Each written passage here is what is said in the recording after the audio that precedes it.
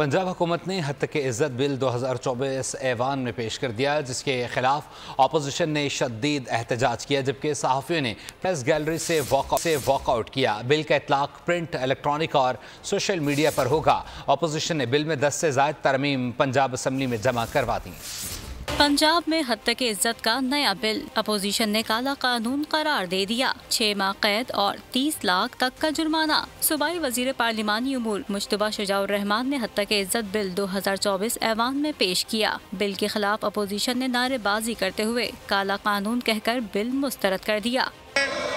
I move that the Punjab Defamation Bill 2024 as recommended by press gallery से सहाफियों ने walkout किया। Bill के तहत झूठी और गैर हकीकी खबरों पर हद तक इज्जत का केस होगा। यूट्यूब, टिकटॉक, एक्स, फेसबुक और इंस्टाग्राम पर अपलोड की गई जाली खबरों पर कार्रवाई होगी। किसी की जाती जिंदगी या अवामी मुकाम को नुकसान पहुँचाने के लिए खबरों पर कानून हरकत में आएगा। हद तक इज्जत के केसेस के लिए खुसूसी ट्राइब्यूनल कायम होंगे, जो 6 माह में फैसला करने के पाबंद होंगे, जबकि 6 माह कैद और 30 लाख रुपए तक हर्जाना होगा।